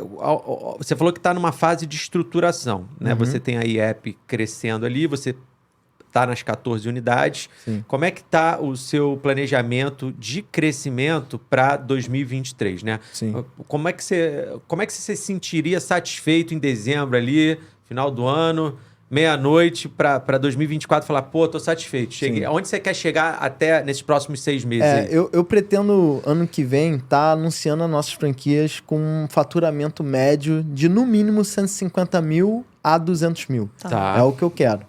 Então você quer otimizar o que está em casa. Exatamente. Você quer fazer o teu franqueado vender mais agora. Eu preciso que os franqueados eles vendam mais para eu começar a anunciar a franquia com mais faturamento. Porque hoje eu falo faturamento médio de 100 mil, que é o que eu tenho. Mas eu quero anunciar o faturamento médio de 200. Tá. Né? O que você vê hoje no mercado para você ter essa... como é que você espera chegar nisso? Operação.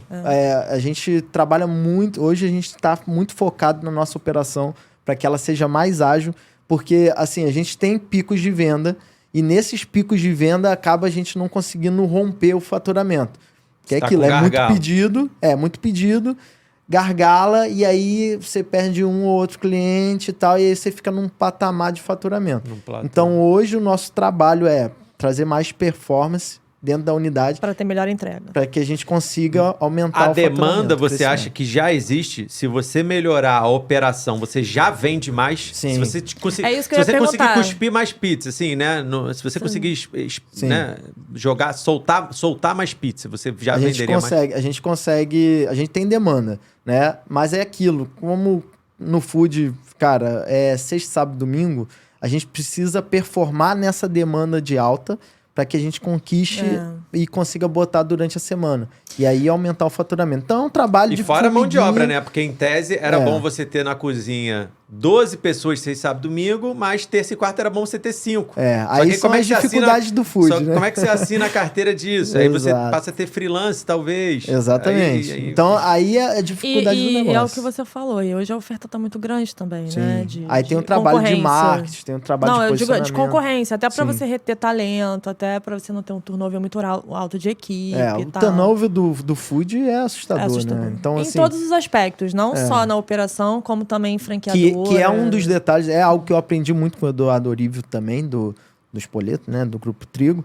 Ele falou muito sobre cultura comigo, falou sobre essa importância de você ter um plano de carreira. São uma das coisas que a gente está trabalhando dentro. Né? Da gente conseguir colocar uma cultura organizacional, um plano de carreira bem atrativo para que a gente consiga reter talentos. Mas você não acha também que a gente está entrando numa fase, né, do mercado como um todo muito líquido, né, também de geração de emprego, geração de renda. Então, assim, a galera que tem fontes de rendas extras. Então, eu acho que isso também, de alguma forma, impacta, né, o trabalho mais tradicional ali.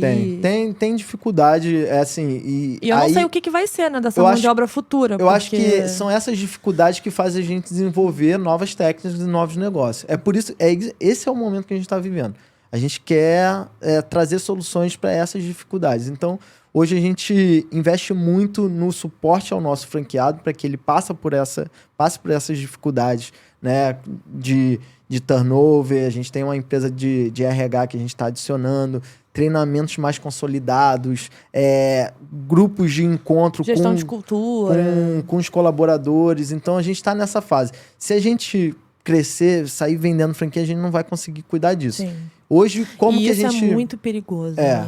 Como que a gente trabalha a nossa expansão? Hoje a gente seleciona franqueados que faz o perfil para que ele já tenha um mínimo de entendimento disso que a gente está ensinando para os nossos franqueados. Esse modelo de master franqueado que você falou, isso dá poder para o master franqueado adicionar novos candidatos? Ou não? Só em questão de abertura Ele é um ponto de contato. Ele é um filtro. Ele é um filtro. Ele passa pra gente. Então, se ele tiver candidatos, ele faz o primeiro filtro. Depois, se ele entender que tem fit com as premissas que vocês adotaram, ele vai pra gente. Exatamente. A posição dele é de identificar se na região dele realmente tá consolidado tudo que a gente fez aqui no Rio, processo também, enfim, são detalhes... regionalizar também exatamente, a gestão, marca, né? A marca. Agora, onde você está hoje, né? A gente, para quem está assistindo e quiser conhecer as suas marcas em termos de produto, como cliente, essas 14 unidades, onde elas estão hoje? Assim, você 14 unidades, você já cobre, se não o Rio todo, boa parte do Rio, né? Boa parte. Então, assim, onde é que você está hoje? Hoje Recreio, Barra, Zona Sul... tem Ilha do Governador, tem Caxias, tem Nova Iguaçu, Então Campo Rio e Grande Rio, na verdade. Tem Campo Grande, Tijuca. Acho que eu já falei todas. Você cobre tudo, né? Porque aí vai expandindo essas áreas. Aí na Zona áreas. Sul a gente tem 3 unidades, né? Que são Copacabana, Botafogo, tem Leblon também, que tá para inaugurar. Na Tijuca... Tijuca a gente só tem um ponto. E aí a gente tá em expansão ainda. Ainda tem espaço aqui no Rio? Ainda tem espaço. Tá. O que a gente busca hoje, né? Que eu percebi um excelente modelo de negócio para quem tem já uma unidade operando e tem um espaço ocioso. A gente consegue operar numa dark kitchen. Até 60 metros quadrados a gente consegue colocar a nossa operação. Então... padaria, dono de restaurante, que tem lá um espaço... segundo andar, tem um depósito gigante. E esse cara, ele já sabe trabalhar com food, já sabe controlar um estoque, já tem noção forno, básica. Né? Que acho que o forno, ele é muito mais criterioso que a chapa. Né? Exatamente. O então, cara que já tem é mais fácil você achar o cara da chapa, mas não achar o do forno. Mas ele tem solução de forno também automático. A gente tem um forno esteira e tal. Mas mesmo assim. Aí esse cara que tem esse espaço ocioso, a gente tá atacando para nossa expansão. Para expansão de franqueados que, assim... Cara, eu não tenho know-how, eu só quero começar um negócio, é meu sonho e tal. Ele passa por um filtro de perfil, de análise do franqueado, mas hoje a gente não coloca ele para dentro. A gente pretende colocar ele para dentro daqui a 1 ano, depois que a gente tiver essa estruturação. E pra dentro, assim, como que hoje é a sua estrutura? Eu sei que você falou que você tem a Anham, que deve ser a holding de marcas que vocês têm ali, e você tem a Bi Franchising também. Como que fica esse ponto de interseção da franqueadora, né, digamos? Tem convergência com a Bi ou não? A Bi Franchise, a gente presta um serviço de sucesso do franqueado. Entendi. As duas empresas são minhas, mas a interseção é essa. A gente faz o sucesso do franqueado da franqueadora. Entendi. Né? Fora isso, a gente faz formatação de pequenos e médios negócios. O cara paga lá essa consorria, você Então hoje você formata outros, não. Então o André negócios. Aqui, se quiser formatar... Expandir o cafezinho. Vambora, vamos crescer esse negócio. Mas é exatamente isso. Foi algo muito natural, porque as pessoas começaram a me perguntar, cara, como que você fez? Como que você... Falei, cara, eu fiz isso. Mas não é tão simples, calma aí. Não é tão simples. Eu explicava, cara, eu fiz isso. Ele, porra, mas eu não consigo não. Eu falei, cara... Aí o cara começa, me ajuda, não sei o quê. Me ajuda. Aí eu falei, cara, então... Vamos fazer direito? Eu posso organizar isso aqui. E aí, claro, uma formatação de franquia, as grandes marcas aí cobram uma grana, porque, na época, quando eu comecei, eu pensei... Acho que é 100, né? 80, tem até mais, tem né? Vários, tem de 30... Tem vários. E tem também... tem vários. E tem também umas que formatam, mas se você ficar dentro depois, pra eles comercializarem. Tem várias eu ia perguntar isso, assim, hoje, no caso de vocês na Bi, né, que formatam e tal, existem essa gestão de outras marcas, alguns M&As que possam estar surgindo e, de repente, a gente gosta de uns spoilerzinhos também. Cara, aconteceu que muita gente entra em contato com a gente e fala, cara, eu quero entrar no grupo e tal. Mas hoje a gente... o meu sócio Silvano, ele que é o fundador da marca, né? Ele que é a mente da Anham. Então eu sempre trago pra ele. Cara, tem um cara aqui que quer isso, faz sentido? Aí ele vai, estuda, então depende dele. Porque a Anham é dele. A Anham é do Silvano. Eu só sou um cara sonhador que consegui fazer com que o negócio seja organizado. Então, depende muito do que ele está sentindo como visão de negócio, como modelo de crescimento também. Mas direção de mercado fica mais na tua cabeça. Hoje a gente é focado no delivery. A Anham é focado no delivery. A gente tem projetos de presencial também, mas não para agora. Né? E aí, a Bi Franchise foi algo bem natural, porque as pessoas começaram a vir perguntar, cara, você faz a formatação?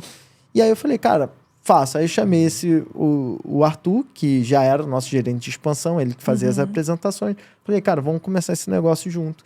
E aí a gente já tá aí, eu acho que uns 6, 7 clientes. É isso que eu ia te falar. Já tem alguém, já abriu porta? A gente já tem... Inaugurado já? Já tem franqueadores que já inauguraram, já estão fazendo seus primeiros pitches de vendas, já começando a inaugurar franquia, unidade franqueada. Então já tá nesse Quanto custa hoje uma desenvolvimento. formatação lá? Você tem uma tabela de preço ou você Sim. vê caso a caso, dependendo do tamanho do porte do Depende negócio? do nível de trabalho, mas gira em torno de 50 a 90 mil, dependendo do nível de trabalho do negócio, Tá. que é geralmente uma taxa de franquia, Tá. geralmente. Tá. Então, assim, se o negócio é bem estruturado, bem organizado, tem noção de uma DRE, tem noção de uma ficha técnica, cara, Vai com facilitar certeza vai muito, ser vai facilitar uma muito. taxa de franquia. E aí que entra o nosso diferencial, que eu pretendo entregar o franchise na prática, não na teoria. Tá. Eu não vou entregar um monte de papel, manual e dane-se, ver o que faz com isso. Eu vou te entregar a metodologia de crescimento que eu De utilizei. prática. Então, pô, eu vou pegar na sua mão e levar você até vender as 10 franquias em um ano. Legal. É esse o meu objetivo. Tá. Como? Tem técnicas, tem método. É um modelo espiral. Como que você faz o pitch de venda? Como é que você... Eu construo o storytelling do negócio. Eu vejo, cara, como que você começou... Escrevo mesmo, que eu gosto disso. Eu gosto de contar a história. Então, a gente produz esse storytelling, produz o pitch. Vai muito além dos manuais, Vai né? muito mais além. Daquela Sim. burocracia que tem muito escritório que faz Ctrl-C e Ctrl-V. né? Exatamente, exatamente. Então isso não vai resolver a vida do cara. O cara ter um G-Drive cheio de PDF lá, ou Não vai dar em ter nada. físico impresso aqui, pronto, agora eu vou franquear. Vai vender pra quem? Com que discurso? Pra quem, com qual Quais perfil. são seus diferenciais? Quem que você vai... Exatamente. Então, assim, bacana você falar Até isso. a página de vendas a gente elabora. Legal. Né? Todo o pitch de venda. E aí eu apresento isso e te ensino a como que você vai dar o passo. Agora, o seu público lá que você tá pegando, geralmente é quem já tá andando, tá satisfeito, pô, tô benzão lá no cafezinho e tal, então, como eu tô bem, eu acho que isso aqui dá samba. Tem muita gente me pedindo, muita gente gostando, ou tem gente que vai lá até mesmo antes de ter um modelo. Cara, eu vou abrir uma cafeteria, mas eu já quero abrir com a cabeça de franqueado. Como é Tem. que é o seu público lá? Tem os dois. Tem os dois. Eu já recebi pessoas que estão assim, cara, eu tô começando um cookie e eu quero começar com uma franquia. Tá. Show de bola. A gente pode modelar o teu negócio já para você iniciar com essa mentalidade, com essa mentalidade de processo. Exatamente. Claro que, pô, aí é um trabalho diferente, né? Porque o nosso valor é baseado no retorno do investimento que ele vai fazer. Então, se eu pego um negócio nesse estilo, é Embrionário. mais uma consultoria, é mais, às vezes, até uma mentoria do que uma formatação em si.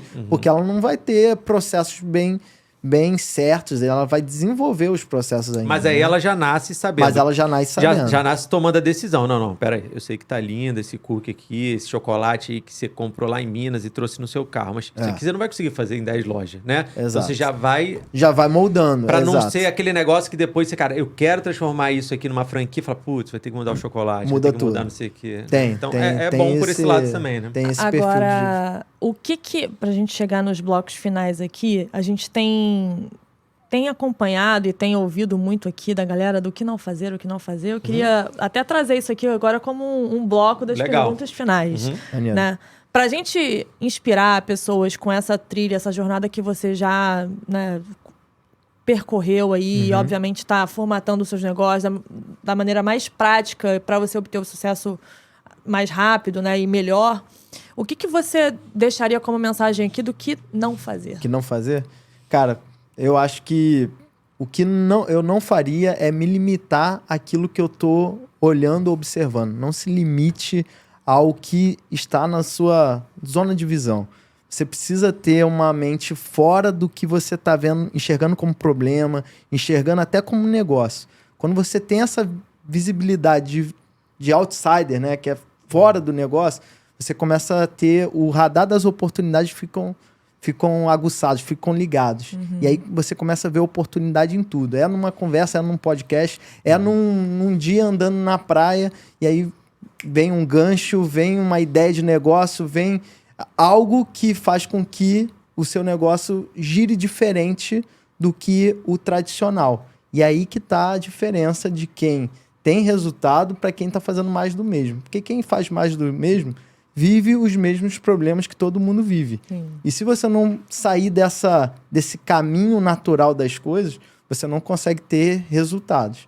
Então, você ter essa visão de outsider muda 100% o jogo, seja lá o que for. Mas essa enfim. visão do outsider também, ela tá muito ligada também à maturidade da pessoa, né? Sim. Então, assim, tem vezes que você vai microgerenciar, você vai entrar no problema e você não vai conseguir ter essa visão. Exato. Mas tem que O caminho natural é você... isso como uma experiência, um aprendizado, para na próxima você conseguir tá vendo. Acho que, na verdade, como é que você faz isso, né? No ciclo do empreendedor, lá no começo é o umbigo de tudo.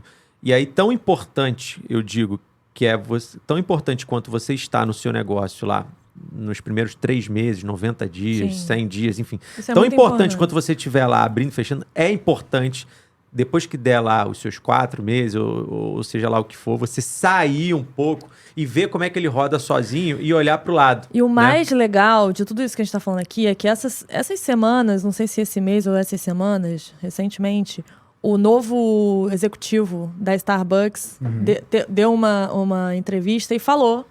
Não deu uma entrevista, não. Ele na verdade, ele impôs para que os executivos da marca saíssem do escritório e fossem para as lojas. Então, ele quer rotinas de trabalho nas operações. Interno. Isso gerou uma polêmica, assim, absurda, que rodou jornais e nanana. Então, assim, porque tem a ver com isso. Às vezes o cara tá muito lá no escritório, Você maravilhoso, pode fazer o na Faria caminho inverso, Lima, entre outras coisas, e não tá entendendo de fato o que tá passando no PDV. Quais Sim. são os dilemas ali do dia a dia e tal. Porque é o que a gente estava falando. É simples dar um input e fazer com que a coisa Sim. aconteça. Mas na prática é Mas muito diferente. essa é a visão dos grandes. A visão do pequeno, ele tá imerso aos problemas. Mas E ele olha não quanto consegue... isso gerou uma polêmica. Sendo Sim. que isso é básico. É básico. No McDonald's você entra Operando, fritando lógico. hambúrguer. É. Exatamente. E é interessante porque o que eu percebi, né, depois que eu me conectei com muitas pessoas e aprendi outras visões de negócios diferentes, é que a maioria da galera que tá empreendendo no food, ele pega tudo para ele fazer porque ele se sente valorizado com aquilo. Então, uma questão de egoísmo mesmo, de egocentrismo. Ele começa a falar, não, eu que tenho que fazer, eu que tenho que fazer, eu que tenho que Ou até ser. um preciosismo de não passar conhecimento, não né? passa Ficar com conhecimento, medo. enfim. E aí, cara, ele não consegue escalar o negócio dele, não consegue crescer. E aí ele fala, pô, mas não tem como, tem que resolver isso. É, porque ele não tá, ele nem é capaz de delegar. Porque tem os momentos, né? O eu empresa, ele é necessário. Isso, exatamente para você Sim. aprender. Desenvolver, se desenvolver. E responder rápido também, né? E depois disso, você ir escalando, mas delegando, né? E, obviamente, e o delegar, acompanhando. cara, as pessoas acham que assim, eu vou delegar, eu vou colocar a pessoa para fazer exatamente o que eu sei. Cara, você tá delegando errado. O delegar é você permitir que a pessoa desenvolva aquilo que você desenvolveu e que ela vai desenvolver mais do que você. Sim. Porque se ela não desenvolver mais do que você, ela tá na posição errada. O delegar é isso, é fazer melhor do que você fez. Sim. E aí a pessoa fala, não, tem que fazer igualzinho, e fica limitando. E tem uma questão de comparação, né? Mas eu faço melhor do que você, eu te contratei por isso. Bom, é mesmo. Exato. Você tem que ter pessoas que produzem mais do que você. Bom, 2 dicas importantes aqui que eu considero do episódio. Primeiro é que, como ele falou, não é só também operacionalmente. Quando ele falou para você pensar, né, fora da caixa e tudo mais, eu acho que você quis dizer que, por mais que isso tenha nascido para ser uma cafeteria de bairro ou para servir café num copo branco com tampinha preta, não se prende a isso. Você formatou isso e agora explorar, vê né? qual vai ser o desenvolvimento. De repente, amanhã você está vendendo café sem tampa. De repente, amanhã você está vendendo café num tamanho maior. De repente, amanhã você está vendendo chá também. São Por que possibilidades não? gigantes. Né? Se você ficar... não, mas isso não é para mim. Se prender muito, Também né? é o seguinte, por exemplo, você deu a ideia do Starbucks. Cara, o café do Starbucks não é nada demais. Eles viram que a parada deles era brand. É a marca. Hoje em dia, o que mais valoriza no Starbucks é o brand, não é o café. Então, e de todos repente, os produtos que levam a marca então, dele. de repente, Os exemplo, programas, tá? né? De repente, o que você tá fazendo não é o café.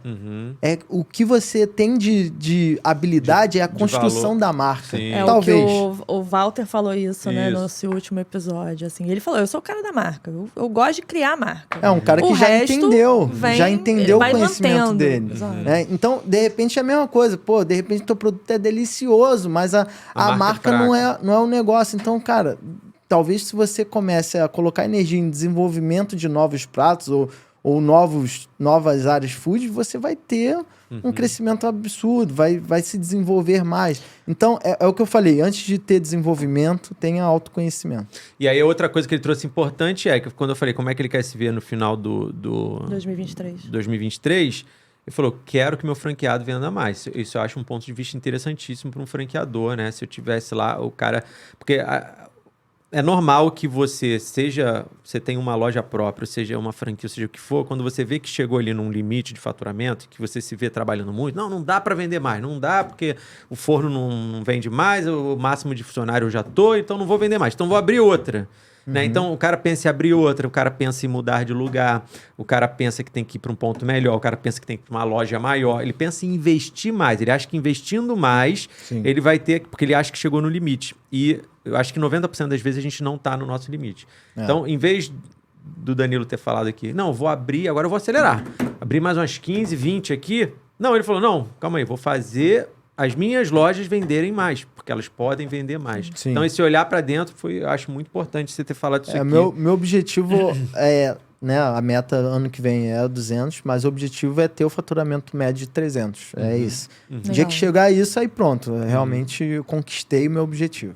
Agora, quer fazer a sua pergunta final? Então, a pergunta é que eu sempre faço no final, quais são os carros-chefes lá das suas operações. Tanto pode ser no seu próprio critério, no critério pessoal, falar, ó, a minha preferida, Danilo, no sushi, na IEP, na esfirra e na Rã Forneria, meu preferido é isso aqui. Sim. E o que mais vende também é um outro KPI de carro-chefe. Então, de produto. Geralmente as pessoas saem daqui e falam, cara, eu vou lá pedir esse mas o que eu peço? Me fala logo o que é o carro-chefe lá. Na Rã Forneria, o que mais vende é a calabresa, disparado, mas eu acho que isso é um fenômeno de toda a pizzaria. Mas a minha favorita é a portuguesa especial, que é deliciosa. Calabresa com presunto, portuguesa especial é sem igual pra mim. Mas nem é a que mais vende. Mas pra mim a que mais vende é a calabresa. A que mais vende é a calabresa.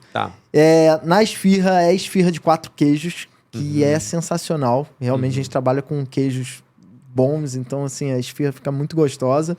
Do sushi é um Joy, que a gente tem o Joy Brie com damasco. Cara, esse Joy é sensacional. Esse por enquanto, só quem é Cara, Recreio. Só Recreio. Vai inaugurar na Barra semana que vem. Semana que vem. Então, quando deve dar ao ar, se você mora na Barra, já pode fazer seu pedido. Mas o Joy Brie com damasco, cara, é sensacional. Eu consumo esse produto, cara, eu acho que uma vez na semana eu como um combinho desse. É muito bom. E da IEP, a gente tem uma pizza doce, que é a nossa banana nevada, que na IEP ela é diferente da banana nevada da Anhan, que é banana com chocolate branco e doce de leite, que é deliciosa. Uau, maravilha. Aí fechou aqui, hein, galera. Deu até vontade. E aí, o que eu ia perguntar pra você? Qual é o seu canal de venda? Desculpa, YouTube não. É iFood. Ou tem delivery próprio também? A gente tem nosso aplicativo próprio. Como eu falei, são estratégias diferentes. Então, no iFood, a gente tem combos específicos do iFood. A gente trabalha para o cliente iFood. E para quem é nosso cliente, quem conhece nossos produtos, ele trabalha no nosso aplicativo. Lá tem muitas facilidades. Tem um grupo, tem uma trilha de benefícios, né, que para ele consegue mais desconto. Legal. Tem combos específicos do aplicativo e tem o contato também, porque a gente sempre solta promoções, sempre solta, a gente lançou recebe agora. Onde vocês fazem de fato um relacionamento com um cliente mais institucional. Exato. A gente acabou de lançar um produto novo, que é calabresa com gorgonzola e cebola caramelizada. Cara, sensacional, um sabor super diferente. E a gente lançou primeiro no aplicativo, falamos com os clientes, pede, demos um desconto absurdo para a pessoa conhecer o sabor e depois vai entrar pro iFood. Então, assim, o nosso relacionamento com o cliente pelo aplicativo é diferente. Entendi. Então você provavelmente tem a experimentação no iFood, que já está na mão ali, pede pelo iFood e depois você gostando, querendo fidelizar, querendo saber em primeira mão essas coisas, né? E ter os benefícios de quem... Porque o restaurante, ele quer te dar benefício se você é um cliente recorrente. Exato. Qualquer restaurante, ele quer reconhecer isso. Obrigado por me escolher de novo. Como, né? Aí vem desconto, vem produto em primeira mão, vem tudo isso. E aí você tem, então, as duas plataformas disponíveis. Sim. E aí, para entrar no seu aplicativo, ele faz o quê? Ele entra na sua rede social, no seu Instagram, aí lá tem um link para isso? Sim, isso? lá tem um link, ou ele pode baixar o aplicativo, Anhan Food. Lá tem todas as marcas. Ah, legal. Ou direto pelo Instagram, pelo Google, pesquisa lá que ele vai conseguir fazer o pedido. E para quem está nos ouvindo aqui, quer se conectar com você, quais são suas redes, quais são seus canais? Meu Instagram, @Danilo Bastos. Lá eu compartilho um pouco do meu dia a dia. Vamos deixar aqui também. São muitos negócios, mas eu utilizo realmente o Instagram como um ponto de contato. Qualquer um que venha falar, conversar comigo, eu troco ideia. E deixa aqui pra gente um insight de um livro, de um paper, de algum tipo de informação da fonte que você bebe, um filme. Cara, eu recentemente eu li um livro que é do Jacob Petrie, que é Seja Singular. Maravilhoso. E esse livro já li. É muito bom. E eu acho que foi nesse livro que eu comecei a trabalhar mais esse meu lado de autoconhecimento. Porque às vezes a gente olha assim nos podcasts, a gente olha para as pessoas que a gente segue e, pô, esse cara é muito fera nisso, é muito bom nisso. Sendo que a gente não conhece as nossas próprias habilidades. Então, eu vi falar que, cara, eu não sou especialista em nada. É por quê? Porque eu me conheço, cara. Se eu fizer a mesma coisa o tempo todo, eu não vou ser tão bom como o André, que, pô, sabe fazer algo tão interessante, não sei o quê. Porque eu me conheço. Então, esse livro, ele me permitiu vir aqui e falar... Cara, eu sou assim. E as coisas performam. E isso é uma qualidade, do jeito forma. que você é, né? E os meus 2 centavos que eu queria acrescentar, já que você deu essa dica, cara, o essencialismo também. O livro é muito bom. Ele é... Do Jack Petrie também, né? Ele é fantástico. Ele compartilha, ele faz a dupla aí com esse que você tá E pra mim, cara, tipo, hoje as pessoas que se desenvolvem, as pessoas que performam nos seus negócios, elas precisam trabalhar o seu desenvolvimento pessoal dentro do seu autoconhecimento. Verdade. Então, aquela história sobre qual é o seu mindset, a clichê, mentalidade, né? Não é clichê, é real, né? E eu até vi recentemente no Instagram um videozinho que mostra um cara mostrando como que funciona a frequência. E aí ele vai e bate num negocinho e aí tem uma bolinha, o outro nem se mexe. Depois ele pega um outro negócio igualzinho, sendo que bate, é a mesma frequência e a bolinha se mexe. Então, quando você começa a ajustar a sua frequência para você se conectar com as pessoas que têm essa mentalidade de negócios, de empreendedorismo, de crescimento, cara, você começa a gerar conexões que geram resultados, que é mover a bolinha. Reverbera isso, né? Isso e por mais que, assim, um recado que eu vou dar é o seguinte, por mais que eu acho a forma mais didática das coisas é você ver o exemplo dos outros, né? Então, acho que isso aqui, para mim, vale... Se você pegar os 20 e poucos episódios que a gente já tem aí, 23 publicados, vale mais do que muito MBA, vale mais do que muito curso, né? Porque, de novo, claro que você não tem aqui a didática, mas você tem aqui as histórias, os caminhos, a quantidade de erro mencionado aqui, né? A quantidade de viradas que a gente tem aqui é muito grande nesse segmento food. Então, de novo, claro que eu acho que essa, para mim, é a melhor forma de aprender. Eu gosto muito de aprender assim. Porém, foi o que o Danilo falou. Não adianta você olhar o cara e querer a qualquer custo ser como ele é, fazer o que ele fez, porque a história não vai se repetir. Ele teve uma jornada, ele tem qualidades, ele tem habilidades que fizeram ele chegar como chegou, aonde ele chegou.